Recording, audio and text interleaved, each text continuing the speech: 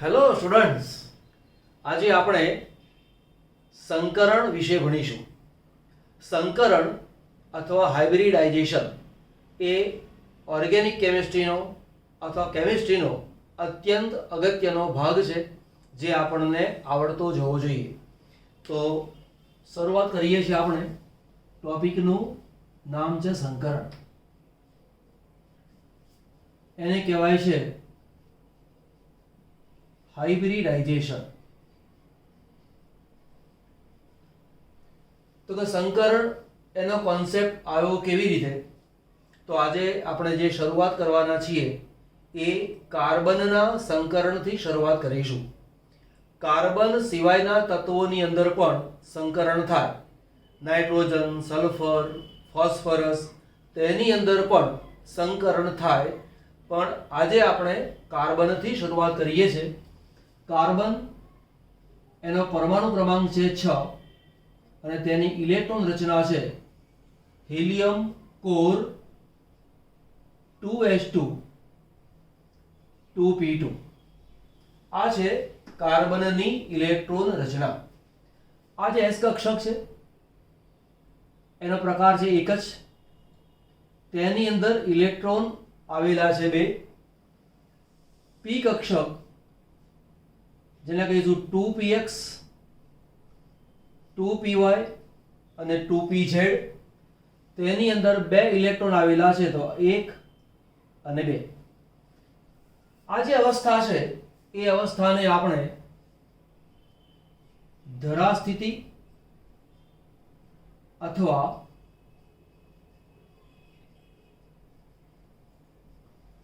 ભૂમિ અવસ્થા તરીકે ઓળખીશું. તો કે ધરા સ્થિતિ એટલે શું? કાર્બન પરમાણુ અન્ય કોઈ પણ પરમાણુ સાથે સંયોજાયો ના હોય તે વખતની અવસ્થા એને કહેવાય છે ધરા અવસ્થા. હવે આ સ્થિતિની અંદર કાર્બન પાસે 2 ઇલેક્ટ્રોન અયુગ્મિત છે. 2 ઇલેક્ટ્રોન અયુગ્મિત હોવાને કારણે કાર્બન 2 બંધ બનાવતો હોવો જોઈએ. એટલે કે કાર્બન ડાયવેલેન્ટ હોવો જોઈએ. પણ કાર્બનની સંયોજકતા 4 છે. તો કે 4 સંયોજકતા તેની કેમ છે એ સમજાવવા માટે પાઉલિંગ નામના વૈજ્ઞાનિકે પાઉલિંગ અને સ્લેટર આ જે 2 વૈજ્ઞાનિકો છે એમણે આપ્યો વેલેન્સ બોન્ડ સિદ્ધાંત. અને વેલેન્સ બોન્ડ સિદ્ધાંત પ્રમાણે એવું કહેવાય કે જેટલી અર્ધપૂર્ણ કક્ષકો હોય તેટલા સામાન્ય રીતે બંધ બને. તો અહીંયા 2 બંધ બનવા જોઈએ. પરંતુ કાર્બન બંધ બનાવે છે 4. એ માટે તેમણે એક એવી વાત કરી કે આ જે અવસ્થા છે એ તો ધરા અવસ્થા છે, પરંતુ કાર્બન અન્ય પરમાણુની સાથે બંધ બનાવે તે પહેલા ઉર્જા મેળવે છે. એ ઉર્જાને કારણે આ ઇલેક્ટ્રોન ટ્રાન્સફર થઈને અહીંયા જશે. તો એક ઇલેક્ટ્રોન અહીંયા આવ્યો, બીજો ઇલેક્ટ્રોન અહીંયા. આ રીતે 4 ઇલેક્ટ્રોન અયુગ્મિત સ્થિતિમાં આવ્યા. આ જે 2s કક્ષક, આ જે 2px 2py અને 2pz. કાર્બન પરમાણુએ ઉર્જા મેળવી માટે ઇલેક્ટ્રોન અહીંયાથી અહીંયા ગયો. હવે કયો ઇલેક્ટ્રોન ક્યાં જાય? ઓછી ઉર્જા વાળો ઇલેક્ટ્રોન વધુ ઉર્જા વાળી કક્ષકમાં જાય. તો 2p અને 2s બેની સરખામણી કરીએ તો 2p કરતાં 2s કક્ષકની ઉર્જા ઓછી છે. તેને યુગ્મિત ઇલેક્ટ્રોન વધુ ઉર્જા વાળી કક્ષકની અંદર જાય છે અને અયુગ્મિત સ્થિતિમાં ભરાય છે. ઉર્જા મેળવી હોવાના કારણે આ અવસ્થાને આપણે ઉત્તેજિત અવસ્થા કહીશું. આમ કાર્બન પાસે 4 અયુગ્મિત ઇલેક્ટ્રોન છે. હવે માનો કે મારી પાસે CH4 ની રચના બનાવી છે. તો એક કાર્બનની સાથે 4 હાઇડ્રોજન પરમાણુ જોડાય. જો એવું છે તો એક હાઇડ્રોજન પરમાણુ અહીંયા આવે, બીજો હાઇડ્રોજન અહીંયા ત્રીજો હાઇડ્રોજન અહીંયા અને ચોથો હાઇડ્રોજન અહીંયા. આ રીતે 4H તેની સાથે સંયોજાય. હાઇડ્રોજન પરમાણુ એની ઇલેક્ટ્રોન રચના છે 1s1. તો અહીંયા પણ 1s1 1s1 અને 1s1 આવી રચના આવે. તો કે એક ઇલેક્ટ્રોન s નો, એક ઇલેક્ટ્રોન આ s નો, એમ કરીને એક સિગ્મા બોન્ડ બને. એક બંધ અહીંયા બને, બીજો બંધ અહીંયા બને, ત્રીજો બંધ અહીંયા બને. જો આ રીતે બંધ બનતો હોય તો એવું બને કે આ px py અને pz કક્ષકો છે. આ કક્ષકો એકબીજાને 90 અંશને ખૂણે ગોઠવાયેલી છે. તો માની લો કે આપણી પાસે ત્રણ કક્ષકો છે. આ છે px, આ છે py અને આ છે pz. તો હાઇડ્રોજન અહીંયા જોડાય, એક H અહીંયા સંયોજાય, એક H અહીંયા સંયોજાય અને જે ચોથો છે એ S કક્ષકની સાથે ગમે ત્યાં સંયોજાય એવું બને. જો તેવું થાય તો H carbon H 90 degree, H carbon H 90 degree, H carbon H 90 degree. તો ત્રણ HCH બંધકોણ 90 ડિગ્રી હોવા જોઈએ. તો ત્રણ HCH બંધકોણ 90 ડિગ્રી હોવા જોઈએ. અને ચોથો જે છે કોઈ એક અલગ બંધકોણ હશે. લગભગ 125 ડિગ્રીની આસપાસ એ બંધકોણની વેલ્યુ છે. 125.4 સમથિંગ છે. તો ત્રણ બંધકોણ 90 ડિગ્રીના હોવા જોઈએ. પરંતુ CH4 નો જે અણુ છે, CH4 ના અણુમાં બધા જ HCH બંધકોણ 109 ડિગ્રી 28 મિનિટ છે. 90 ડિગ્રીનો કોઈ ખૂણો જ નથી. તો એવું કેમ થાય છે એની સમજ આપનાર વૈજ્ઞાનિક નામ છે પાઉલિન અને સ્લેટર. એમણે એક નવો કોન્સેપ્ટ ઉમેર્યો, એક નવો વિચાર દાખલ કર્યો અને તે વિચારને કહેવાય છે સંકરણ અથવા હાઇબ્રિડાઇઝેશન. આ જે વૈજ્ઞાનિકો છે એવું કહે છે કે અહીંયા જેવી રીતે S અને S, P અને S સંયોજાય છે એવું નથી, પણ એમણે એવું કહ્યું કે કક્ષકો મિશ્ર પામે છે. કક્ષકો મિશ્ર પામે છે અને મિશ્ર પામવાનો જે સિદ્ધાંત છે એ સિદ્ધાંતને એમણે સંકરણ સિદ્ધાંત તરીકે ઓળખાવ્યો. હવે શું છે એને જોઈએ આપણે. જેમ કે આપણી પાસે આ જે કાર્બન છે એની ઇલેક્ટ્રોન રચના છે હિલિયમ કોર 2s2 2p2, બે ઇલેક્ટ્રોન અહીંયા, બે ઇલેક્ટ્રોન અહીંયા. આ અવસ્થા કઈ છે? ધરા સ્થિતિ. અહીંયા જે લખેલું છે તે. એક ઇલેક્ટ્રોન અહીંયાથી આ બાજુ જશે, S કક્ષકમાં એક ઇલેક્ટ્રોન આ રીતે ઉત્તેજિત અવસ્થા. હવે એવું છે કે આ 2s કક્ષક છે એનો આકાર છે ગોળ અને આ જે છે એનો આકાર છે ડમ્બેલ. ગોળ એટલે કે સ્ફેરિકલ અને ડમ્બેલ. ડમ્બેલનો મતલબ શું? આને ડમ્બેલ આકાર તરીકે ઓળખવામાં આવે છે અને આ જે કક્ષક છે એનો આકાર છે ગોળ. આ ગોળ આકાર છે એનો મતલબ વર્તુળ નથી, કોઈ સર્કલ નથી. ગોળ એટલે કે દડા જેવો ગોળ. ગોળાકાર ભાગ આ રીતે પણ હોય અને પાછળ પણ હોય. તો પાઉલિંગ અને સ્લેટર એવું કહે છે કે આ જે કક્ષકો છે આનો આકાર ગોળ છે, આનો આકાર ડમ્બેલ છે. આ કક્ષકો મિશ્ર પામે છે. જો શક્તિના અનુસંધાનમાં વાત કરીએ તો 2p કક્ષક કરતા 2s કક્ષકની શક્તિ ઓછી છે, ઉર્જા ઓછી છે, એટલે કે ઉર્જાના અનુસંધાનમાં વાત કરીએ, ઉર્જાના રેફરન્સમાં વાત કરીએ તો 2s કક્ષકની ઉર્જા 2p કક્ષક કરતા ઓછી છે. તો આ અને આ આકાર જુદો છે. આ અને આ બંને વચ્ચે ઉર્જાનો તફાવત છે, બરાબર, પણ 2p કરતા 2s ની ઉર્જા ઓછી છે.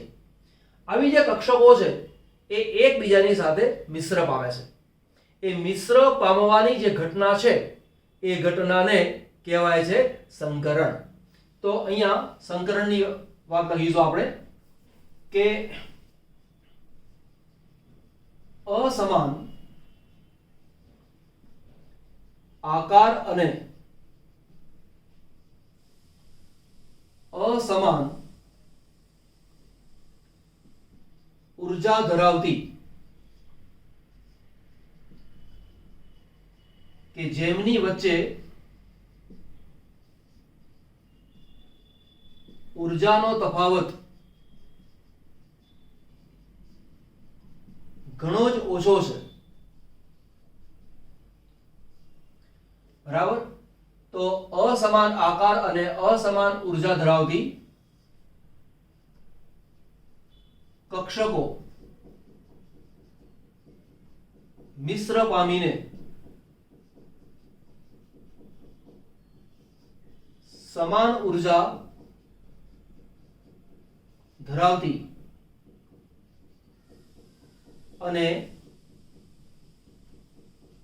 સમાન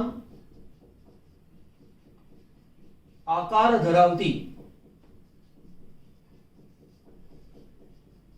તેટલી જ સંખ્યામાં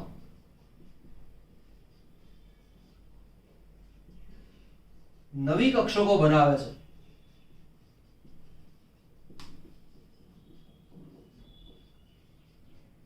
આ ઘટનાને સંકરણ કહેવાય તથા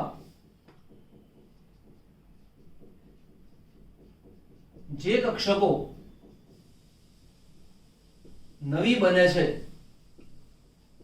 તેને સંકર અથવા સંકૃત કક્ષકો કહેવાય. કોણ મિશ્ર પામ્યું? અસમાન આકારવાળી ગોળ અને ડંબેલ, અસમાન ઉર્જાવાળી આ અને આ બંનેની ઉર્જા સરખી નથી. એવી જ કક્ષકો મિશ્ર પામે કે તેમની વચ્ચે ઉર્જાનો તફાવત ઓછો રહેલો હોય. તો 2s કક્ષક અને 2p કક્ષક આ બંનેની વચ્ચે ઉર્જાનો તફાવત ઓછો છે અને માટે તે મિશ્ર પામે છે. જો બે કક્ષકો મિશ્ર પામે તો નવી 2 બને. જો 3 કક્ષકો મિશ્ર પામે તો નવી 3 બને. જો 4 કક્ષકો મિશ્ર પામે તો નવી 4 બને. 5 મિશ્ર પામે તો નવી 5 બને. 6 કક્ષકો મિશ્ર પામે તો નવી 6 કક્ષક બને.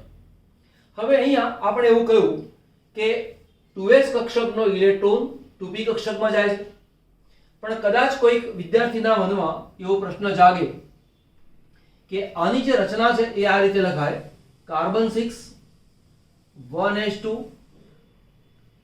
2s2 અને 2p2. આપણે એવું કહ્યું કે આ ઇલેક્ટ્રોન અહીંયા જાય છે.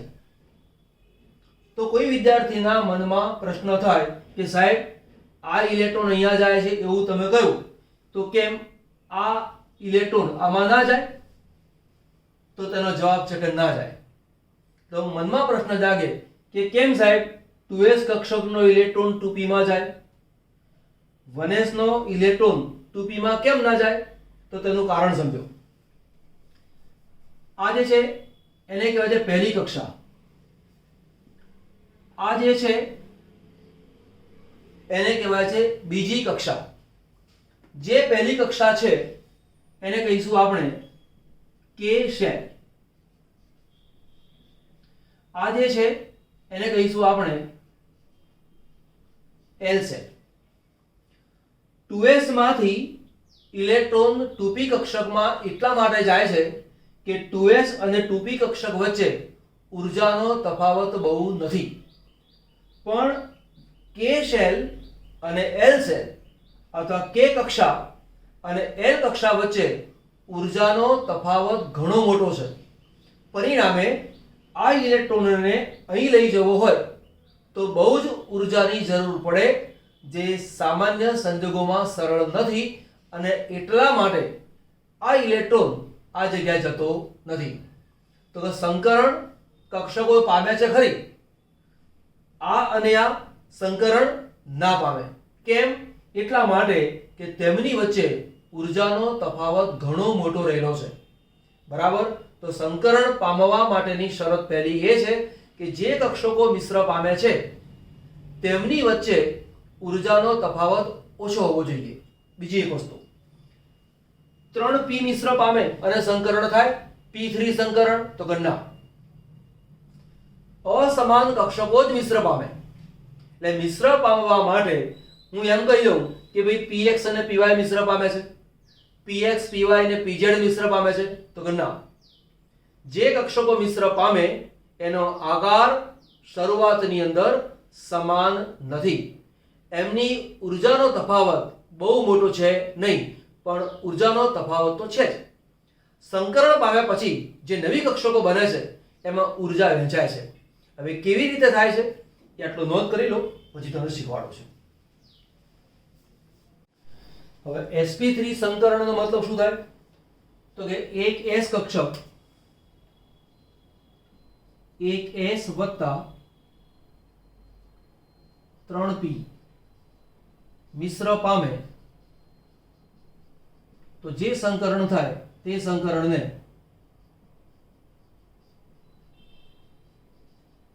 sp3 સંકરણ તરીકે ઓળખવામાં આવે. તો આપણે આકૃતિ દોરીશું.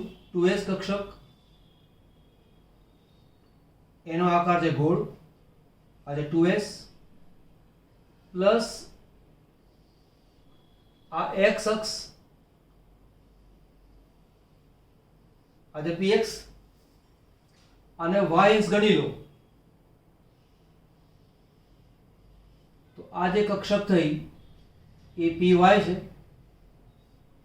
આને કહેવાય છે px. z અક્ષ આ બાજુ છે, એ કક્ષક આ રહી, આને કહેવાય છે pz. આ કક્ષકો મિશ્ર પામે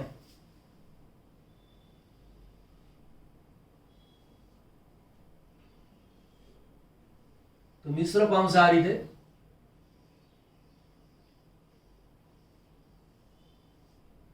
અને વચ્ચે છે s કક્ષક. જે નિપજ મળે એમાંથી જે કક્ષક મળી તે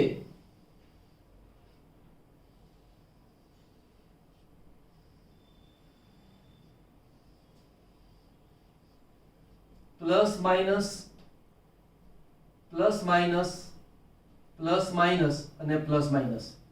આ જે પ્લસ અને જે માઇનસ છે એ તરંગ વિધેય સાઈની નિશાની છે.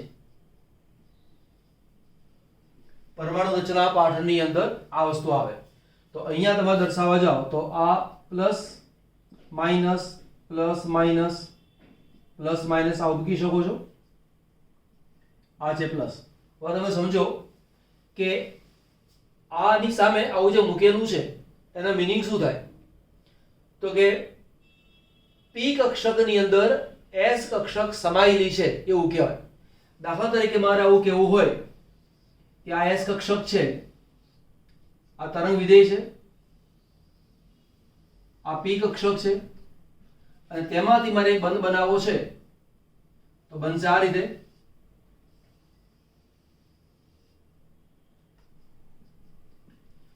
તેમાંથી બને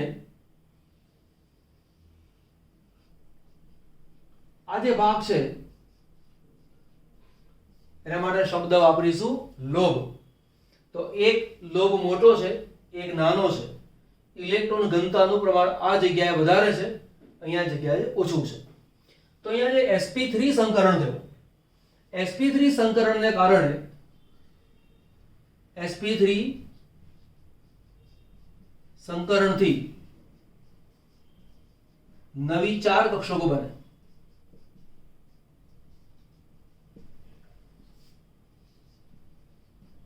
ઉર્જાની વહેંચણીથી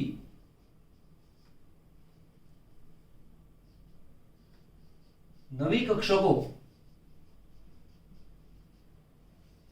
સમાન ઉર્જાવાળી બને.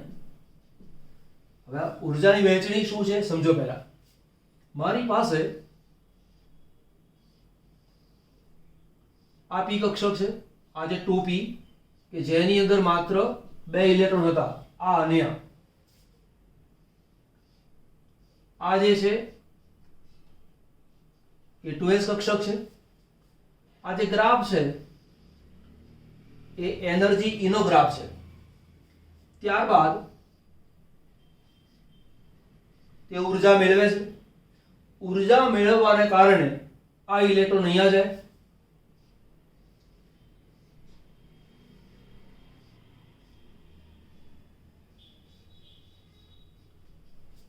આ જગ્યાએ દરેકમાં એક એક ઇલેક્ટ્રોન ગયો. ત્યાર પછી તેમની વચ્ચે થાય છે સંકરણ. સંકરણને કારણે જે કક્ષકો મળી એ આ રીતે મળી 1 2 3 4. આ જે કક્ષક છે એ 2s છે, આ 2p છે. પરંતુ આ જે કક્ષક છે એને 2s પણ ના કહેવાય, એને 2p પણ ના કહેવાય. આ બધી જ કક્ષકોને sp3 સંકર કક્ષક કહેવાય. એટલે બધી sp3 સંકર કક્ષકો છે. ઉર્જાની વહેંચણી થાય એટલે શું? આ જે 4 છે એ 4 ની અંદર ઉર્જા એક સરખી છે. આના કરતા આની ઉર્જા વધારે છે, આના કરતા આની ઉર્જા ઓછી છે. તો કે 2p કક્ષક કરતા sp3 સંકરણ પામેલી sp3 સંકર કક્ષકની ઉર્જા ઓછી છે, પણ 2s કરતા આની ઉર્જા વધારે છે. અહીંયા s અને p એક s અને 3p 4 કક્ષકોએ ભાગ લીધો. તો આપણે એક કામ કરી લઈએ. 4 કક્ષકો છે એને 100% તમે ગણી લો. 4 કક્ષકો ભેગા મળીને 100% છે તેવું તમે કહો તો તેમાં તમને એવું પૂછે ભાઈ s કક્ષકનું પ્રમાણ કેટલું, તો આવું કહેવાય sp3 સંકરણમાં s કક્ષકનો જે ફાળો છે એ 25% છે અને p કક્ષકનો જે ફાળો છે એ 75% છે. આને બરાબર યાદ રાખજો. આ એક બહુ જ અગત્યનો મુદ્દો છે અને આગળ જતા કામ લાગશે. હું પછી શીખવાડીશ ત્યારે વાત કરીશ. વિદ્યુત ઋણતા માટે આ કોન્સેપ્ટ બહુ જ કામ લાગે છે. તો આ એક કામ ઓકે ચલો આ એક કામ થઈ ગયું આપણું અને આટલું નોંધ કરી લો પછી આગળ શીખવાડું તમને. sp3 સંકરણ વિશે જે વાત કરીએ છીએ હજી બાકી રાખી છે આપણે. અત્યારે માત્ર શીખીએ છીએ સંકરણ શું છે તે. પછી એમાં ડિટેલમાં sp3 સંકરણ, sp2 સંકરણ, sp સંકરણ વિશે ભણીશું. બરાબર. હવે સંકરણની ખાસિયતો શું? ઘણી બધી વસ્તુ મેં કહી દીધી છે. એક બે વસ્તુ બાકી છે એટલે ક્લિયર કરી દઈએ. હમણાં વાત કરી હતી કે જેટલી કક્ષકો સંકરણ પામે એટલી જ નવી કક્ષકો બને. 2 કક્ષકો મિશ્ર પામે અથવા 2 કક્ષકો સંકરણ પામે તો નવી 2 બને. 5 સંકરણ પામે તો નવી 5 બને અને 6 કક્ષકો સંકરણ પામે તો નવી 6 બને. સંકર કક્ષક સમતુલ્ય ઉર્જાવાળી અને સમાન આકારવાળી છે. એ હમણાં પેલા ગ્રાફથી તમને સમજાવ્યું હતું. શુદ્ધ પરમાણુય કક્ષક કરતા સંકર કક્ષક વધુ સ્થાયી બંધ બનાવે છે. હવે સમજો, માનો કે મારી પાસે s કક્ષક છે, એક p કક્ષક છે અને એક આ પ્રમાણે મારી પાસે સંકર કક્ષક છે. તો આ અને આ કક્ષક અન્ય પરમાણુની સાથે જેટલી પ્રબળતાથી રાસાયણિક બંધ બનાવે તેના કરતા આ કક્ષક વધુ પ્રબળતાથી રાસાયણિક બંધ બનાવે. પછી છે સંકૃત કક્ષક દિશાત્મક હોય છે. હવે દિશાત્મક છે એટલે શું? દાખલા તરીકે મારી પાસે sp3 સંકરણ હોય તો કક્ષકોની ગોઠવણી આ રીતે હોય, જેમ કે બે કક્ષક બોર્ડ ઉપર છે, આ એક કક્ષક આપણી તરફ અને એક કક્ષક છે પાછળ, બોર્ડની પાછળ છે, તો દિશા બદલાઈ ગઈ. પણ માનો કે મારી પાસે sp2 સંકરણ હોય તો કક્ષક એક આ રીતે હોય, એક આપણી બાજુ હોય, એક બોર્ડની પાછળ છે એવું માની લો. આ રીતે છે અને એ કક્ષક સંકરણમાં ભાગ લેતી નથી. એ સંકરણમાં ભાગ ન લેતી કક્ષક આ છે. ચલો એની વાત છોડ દો તારે, માત્ર આટલું રાખો. તો તેનો આકાર જે છે એ sp2 માં સમતલીય આકાર છે. પણ જો મારી પાસે sp સંકરણ છે તે કક્ષક આ બાજુ હોય, બીજી કક્ષક આ બાજુ હોય, એનો જે ખૂણો છે 180 ડિગ્રી હોય, અહીંયા 120 ડિગ્રી હોય, અહીંયા 109 ડિગ્રી 28 મિનિટ છે. ટૂંકમાં કહેવાનો મતલબ એ છે કે જેવું સંકરણ થતું હોય એ મુજબ અણુની ભૌમિતિક રચના હોય, જેવું સંકરણ છે એવો તેનો આકાર હોય. સમચતુષ્ફલકીય આકાર, સમતલીય આકાર, રેખીય આકાર. બરાબર. sp3d2 sp3d એના વિશે અત્યારે મેં વાત કરેલી નથી. ત્યાર પછી છે તેની ખાસિયતો શું? તો કે માત્ર સંયોજકતા કોષમાં રહેલી કક્ષકો જ સંકરણમાં ભાગ લે છે. હવે જો માનો કે કાર્બનની વાત કરીએ તો carbon nucleus 1s2 2s2 2p2 2 2 4 2 6 આ પહેલી કક્ષા છે, આ છે બીજી કક્ષા. તો સંકરણ થવાનું હોય તો જે બીજી કક્ષા છે બાહ્ય કક્ષા, આ એક જ કક્ષાની અંદર આવેલી કક્ષકો સંકરણમાં ભાગ લે. આ કક્ષા સંકરણમાં ભાગ ના લે. બરાબર. આ બાહ્ય કક્ષા કહેવાય, એને સંયોજકતા કક્ષા કહેવાય. અને આ કક્ષા જ સંકરણમાં ભાગ લે, આ સંકરણમાં ભાગ ના લે. કેમ? આના કરતા આની ઉર્જા વધારે છે, ઉર્જાનો તફાવત વધારે છે અને માટે આ કક્ષક, આની અંદર આવેલી કક્ષક સંકરણમાં ભાગ લેતી નથી. સંકરણ પામતી કક્ષકો વચ્ચે ઉર્જાનો તફાવત ઘણો જ ઓછો છે, એની વાત કરી હતી હમણાં. સંકરણ પામતા પહેલા ઇલેક્ટ્રોનની બઢતી એ અનિવાર્ય શરત નથી. હવે સમજો, ઇલેક્ટ્રોનની બઢતી એટલે શું? કાર્બનની અંદર અહીંયાથી એક ઇલેક્ટ્રોન આ બાજુ ગયો તો એને કહેવાય છે ઇલેક્ટ્રોનની બઢતી. પણ સંકરણ થાય એટલે ઇલેક્ટ્રોનની બઢતી થાય જ એવું નથી. ચલો સમજો કેવી રીતે થાય. ઉદાહરણ તરીકે મારી પાસે છે ફોસ્ફરસ, ઇલેક્ટ્રોન રચના છે neon core 3s2 3p3, s કક્ષક એમાં 2 ઇલેક્ટ્રોન, p એમાં છે 3 ઇલેક્ટ્રોન. તેની પાસે 3d કક્ષક છે, એ ખાલી છે એટલે મેં લખ્યા 0. d કક્ષકના પેટા પ્રકાર છે 5, 1 2 3 4 અને 5 અને આ સંપૂર્ણ ખાલી છે. હવે માની લો કે મારી પાસે PCl3 છે, તો PCl3 ની અંદર sp3 સંકરણ છે, તો આમાં 1s અને 3p કક્ષકો મિશ્ર પામે. તો તે વખતે આ ઇલેક્ટ્રોનને આ બાજુ જવાની જરૂર પડતી નથી. તો sp3 સંકરણ થયું તો અહીંયા ઇલેક્ટ્રોનની બઢતી થતી નથી. પણ જો મારી પાસે PCl5 છે તો તેમાં sp3d સંકરણ છે, એટલે 1s 3p અને 1d. તો તે સંજોગોમાં આ ઇલેક્ટ્રોન અહીંયાથી અહીંયા જશે. તો આની અંદર ઇલેક્ટ્રોનની બઢતીની જરૂર પડે, આની અંદર ઇલેક્ટ્રોનની બઢતીની જરૂર પડતી નથી. સંકરણ પામતા પહેલા ઓકે થઈ ગયું. એવું જરૂરી નથી કે અર્ધપૂર્ણ કક્ષકો જ સંકરણમાં ભાગ લે. બરાબર. હવે જુઓ, માની લો કે આ PCl3 ની વાત કરી, આ અર્ધપૂર્ણ કક્ષક છે, આ પૂર્ણ ભરેલી કક્ષક છે. તો sp3 સંકરણ જ્યારે થાય છે તો આ અર્ધપૂર્ણ છે અને આ પૂર્ણ ભરેલી કક્ષક છે એ બધી સંકરણમાં ભાગ લે છે. અહીંયા પણ sp3 સંકરણ છે, એમાં 1 2 3 4 એ ચારે ચાર અર્ધપૂર્ણ છે. તો કાર્બનની અંદર ચારે ચાર અર્ધપૂર્ણ કક્ષકો સંકરણમાં ભાગ લે છે. PCl3 ની અંદર 3 અર્ધપૂર્ણ અને એક પૂર્ણ ભરેલી કક્ષક સંકરણમાં ભાગ લે છે. પણ એક બીજું તમને કહું કે માનો કે મારી પાસે છે PF6- તો તેની અંદર sp3d2 સંકરણ છે. એટલે કે એક s કક્ષક, 3 p કક્ષક અને 2 કક્ષકો d ની આ સંકરણમાં ભાગ લે. એટલે માનો કે આ ઇલેક્ટ્રોન અહીંયાથી અહીંયા ગયો તો 1 2 3 4 અને 5 આ 5 અર્ધપૂર્ણ કક્ષકો છે. આ કક્ષક સંપૂર્ણ ખાલી છે. તો ખાલી કક્ષક પર સંકરણમાં ભાગ લે.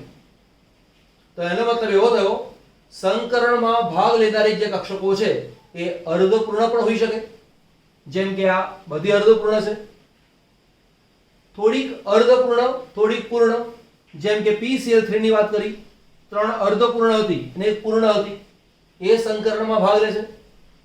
PCl5 લઈએ 1 2 3 4 5 બધી જ અર્ધપૂર્ણ છે, એ સંકરણમાં ભાગ લે છે.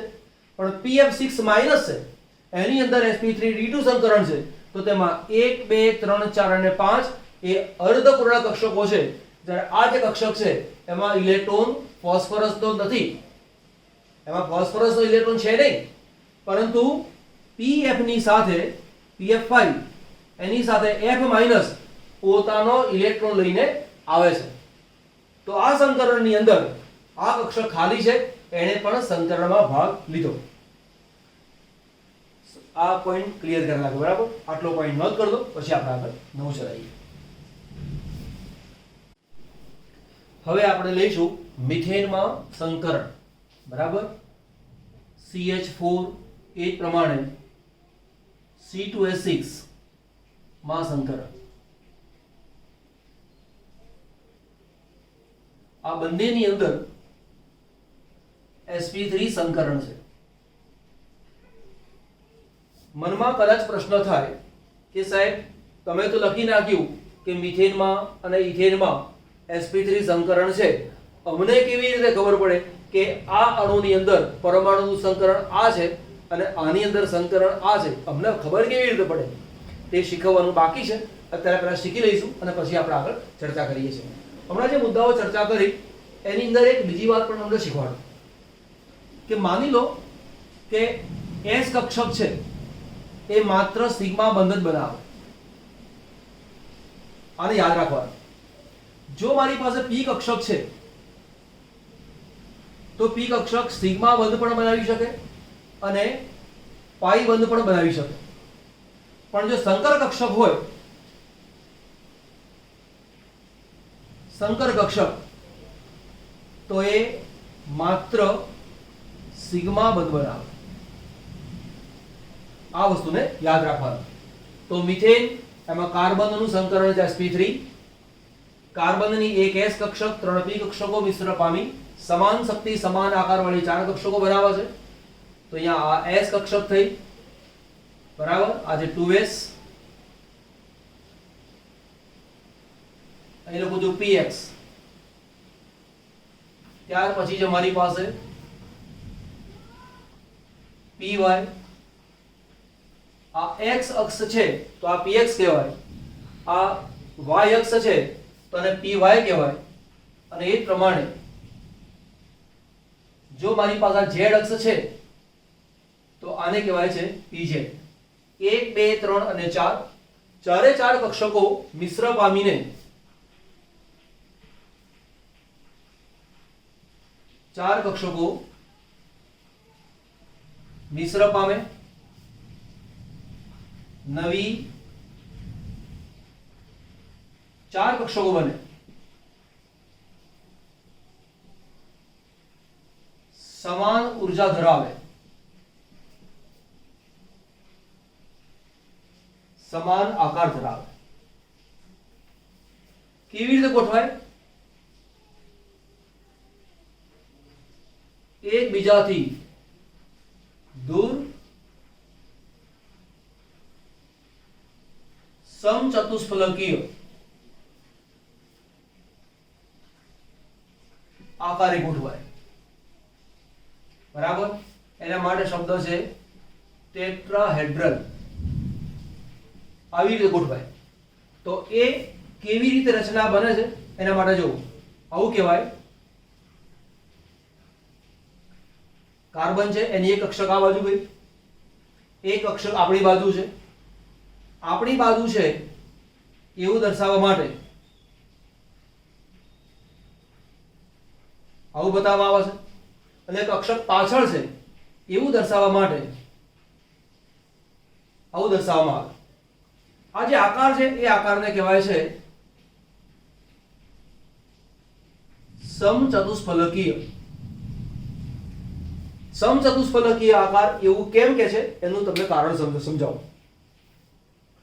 સમ એટલે કે સરખું, ચતુ એટલે કે ચાર, અને ફલક એટલે કે પાસું. હવે જુઓ, મારી પાસે આ ચાર પેન છે એને મેં આ રીતે ગોઠવી, બરાબર. તો આ અને આ જે બોર્ડ ઉપર છે એને આપણે દર્શાવીશું આ રીતે.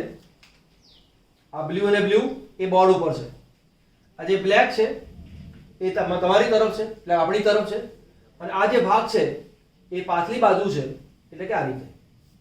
આવી જે રચના છે એ રચનાને કહેવાય છે સમચતુષ્ફલકીય. હવે સમચતુષ્ફલકીય કેમ કહેવાય છે તેનું કારણ માની લો કે આપણે આ 1, 2 અને 3 ત્રણને સાધતો એક કાગળ ચોંટાડી દઈએ તો એક પાસું અહીંયા બને. 1, 2 ને 3 એ ત્રણને સાધતું એક પુઠ્ઠું અથવા કાગળ અહીંયા ચોંટાડો તો એક કાગળ અહીંયા આવે, બીજો અહીંયા આવે, ત્રીજો અહીંયા આવે અને ચોથો આ બાજુ આવે. આમ ચાર પાસાવાળી રચના બને છે, અને માટે તે રચનાને ચતુષ્ફલકીય રચના કહેવામાં આવે છે, કે જેની અંદર બંધકોણની જે વેલ્યુ છે 109 ડિગ્રી 28 મિનિટ છે. એને બીજી રીતે પણ ઓળખી શકાય, જેમ કે આવી રીતે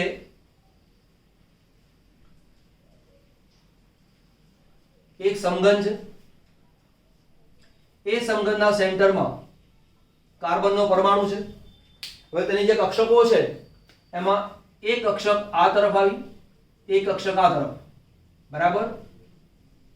એક કક્ષક છે તમે જુઓ આ સામસામેના ખૂણા હાથ ઉપર લેવાના. હવે આની સામે આ છે તો એક કક્ષક આ બાજુ જાય અને બીજી કક્ષક જાય આ બાજુ. આવો જે આકાર છે એ આકારને સમચતુષ્ફલકીય કહેવાય. સમઘન બનાવવાનો, સેન્ટરમાં પરમાણુ લેવાનો, એક અહીંયા, એક આ ખૂણો અને એક આ ખૂણો, એને ધ્યાન ઉપર દો, એક આ ખૂણો અને એક આ ખૂણો. આવી જે રચના છે એ રચનાને સમચતુષ્ફલકીય રચના કહેવાય. તો કાર્બનની એક S 3 P કક્ષકો મિશ્ર પામીને 4 કક્ષકો બનાવે. એટલે આ કક્ષકો સંકરણ પામવાના કારણે જે કક્ષકો બનાવી આ 1, 2, 3 એક આ બાજુ છે, 3 આ રીતે, બરાબર, આ રીતે બની. હવે કાર્બનની પાસે સંયોજકતા કક્ષામાં 4 ઇલેક્ટ્રોન છે, તો એક ઇલેક્ટ્રોન અહીંયા, એક ઇલેક્ટ્રોન અહીંયા, એક અહીંયા અને એક અહીંયા. તો આ રીતે 4 ઇલેક્ટ્રોન દરેક કક્ષકમાં ભરાઈ જાય. હવે મારે CH4 ની રચના લેવાની છે. CH4 એટલે C ની સાથે 4 H પરમાણુ સંયોજાય. C ની સાથે 4 H પરમાણુ સંયોજાય તો આની જે કક્ષકો છે એ કઈ આવે? sp3 સંકર કક્ષકો. પણ જે હાઇડ્રોજન છે એની રચના જે 1s1 S કક્ષક છે ગોળાકાર, તો હાઇડ્રોજનની S કક્ષક સંકરણમાં ભાગ લે. તો આપણે એક કામ કરી લઈએ, અહીંયા એક હાઇડ્રોજન પરમાણુ છે, એક H પરમાણુ અહીંયા સંયોજાય. કઈ કક્ષક કઈ છે? S કક્ષક. આ કોણ છે? sp3. બીજો હાઇડ્રોજન અહીંયા આવે, આ છે sp, આ S કક્ષક, આ છે sp3 કક્ષક. એક હાઇડ્રોજન અહીંયા આવશે અને એક હાઇડ્રોજન અહીંયા આવશે. આના ઇલેક્ટ્રોનોનું સ્પિન અને આના ઇલેક્ટ્રોનોનું સ્પિન એકબીજાથી વિરુદ્ધ હોય.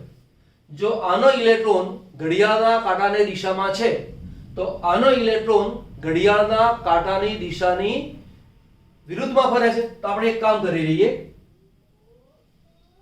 આ પ્રમાણે દર્શાવશું. એટલે ક્રોસ મૂક્યું, એક ઘડિયાળના કાંટાની દિશામાં તો બીજો ઘડિયાળના કાંટાની વિરુદ્ધ દિશામાં છે તેવું કહેવાય. તો એ પ્રમાણે અહીંયા બન્યું, એ પ્રમાણે બંધ અહીંયા બન્યો. આ જે બોન્ડ છે એ સિગ્મા બોન્ડ છે. તો કયા કયા બંધ છે આપણી પાસે ચેક કરી લઈએ.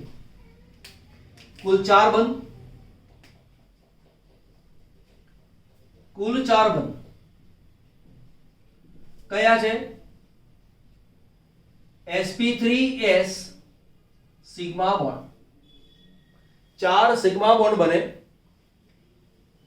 કાર્બનની sp3 કક્ષક, હાઇડ્રોજનની s કક્ષક. આ જે છે એ કાર્બનની રચના છે, આ હાઇડ્રોજનની રચના છે.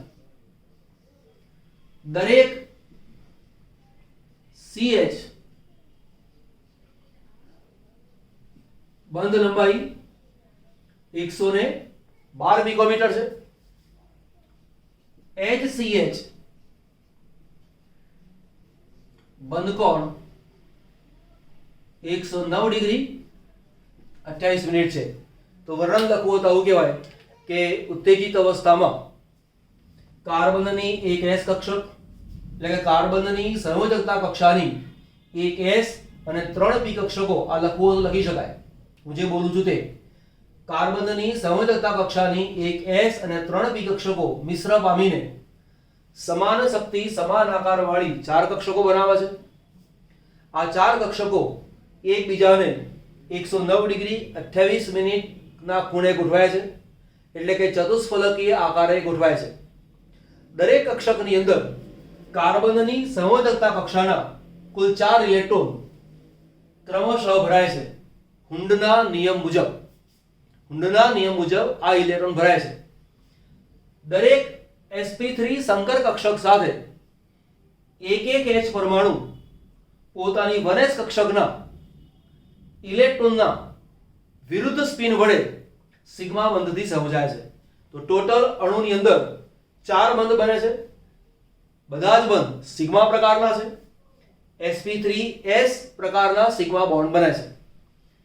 CH બંધ લંબાઈ 112 પિકોમીટર છે અને HCH બંધ કોણ 109 ડિગ્રી 28 મિનિટ છે. આટલું નોંધ કરી લો. ત્યાર પછી તમને શીખવાડું છું ઇથેનમાં સંકરણ. એક સુધારો કરી લેજો. અહીંયા 109 ડિગ્રી 28 મિનિટ થાય અને અહીંયા જો દર્શાવવું હોય તો આ પ્લસ માઇનસ એવું દર્શાવી શકાય. પ્લસ માઇનસ માઇનસ પ્લસ આવું તમે દર્શાવી શકો છો. ના દર્શાવો તો પણ ચાલે. બરાબર. ઇથેનમાં લઈએ તો ઇથેનનું જે સૂત્ર છે ઇથેન C2H6 દર્શાવીશું આ રીતે. કાર્બન, દરેક કાર્બન 3 H ધરાવે છે. કાર્બનના 1 2 3 4 બોન્ડ, કાર્બનના 4 બોન્ડ જો સિગ્મા હોય તો સમજી લેવાનું કે આ કાર્બનનું સંકરણ sp3 છે. બરાબર. કે જો કાર્બનના 4 બંધ સિગ્મા હોય તો તે કાર્બનનું સંકરણ sp3 છે. તો આનું પણ sp3 સંકરણ છે, આનું પણ sp3 સંકરણ છે. તો આ કાર્બનની રચના દોરીએ તો આવું થાય. આ છે આપણી પાસે કાર્બન, એની એક કક્ષક આ રીતે, બીજી કક્ષક આ રીતે, ત્રીજી કક્ષક આ રીતે, ચોથી કક્ષક આપણી બાજુ છે એટલે કે આ રીતે.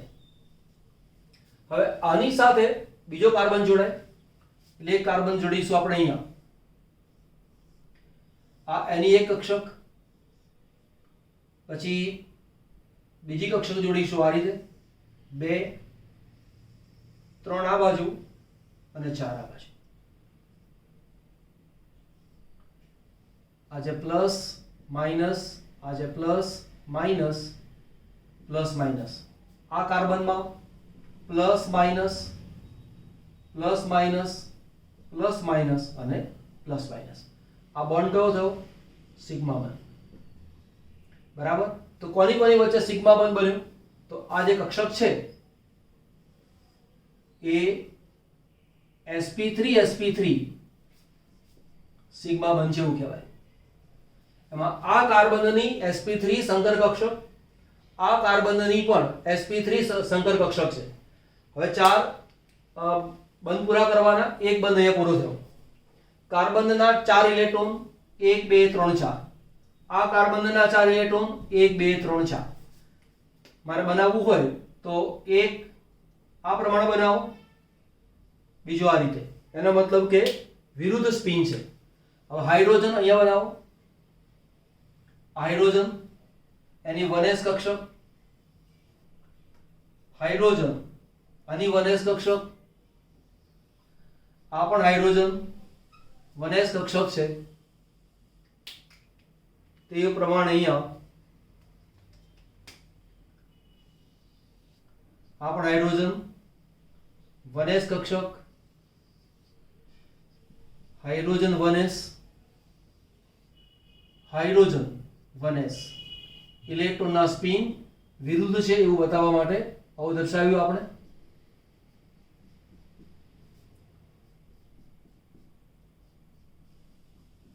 તો જે બંધ છે આ રીતે વિચારીશું. કુલ 1 2 3 4 5 6 અને 7 બરાબર કુલ 7 સિગ્મા બંધ. એમાં એક સિગ્મા બંધ આ અનાની વચ્ચે છે, તો sp3 એની વચ્ચે બને. અને બાકીના 6 સિગ્મા બંધ જે છે આ કોણ છે? sp3. આ કોણ છે? s. તો લખીશું અહીંયા sp3s સિગ્મા બંધ. આ રીતે બને. ch બંધ લંબાઈ 111 પિકોમીટર, cc બંધ લંબાઈ 154 પિકોમીટર, hch બંધ કોણ 109 ડિગ્રી 28 મિનિટ અને આકાર સમચતુષ્ફલકીય.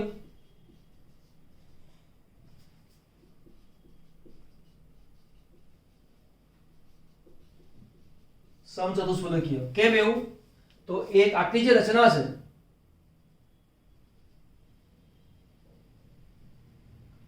આ સમચતુષ્ફલકીય રચના છે, તો આ જે રચના છે એ પણ સમચતુષ્ફલકીય રચના જ કહેવાય. કોઈક વાર એકલું ચતુષ્ફલકીય રચના બનાવવી હોય તો આવું બનાવવાનું.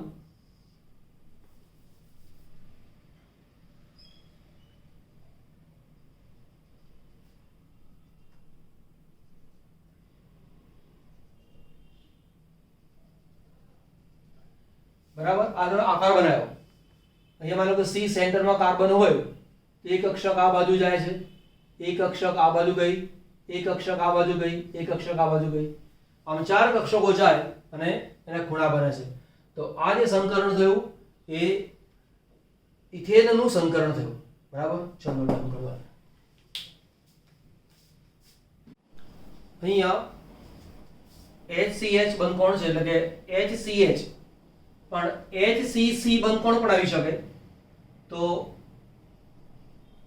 HCC આ બંને જે બંધ કોણ છે 109 ડિગ્રી 28 મિનિટનો છે. કોઈક વાર તમને એવું પણ પૂછે કે કુલ CH બંધ કેટલા અને કુલ CC બંધ કેટલા? તો CH માં 1 2 3 4 5 6 એટલે આ છે 6 બરાબર. અને આની અંદર કેટલા બંધ આવશે? 1.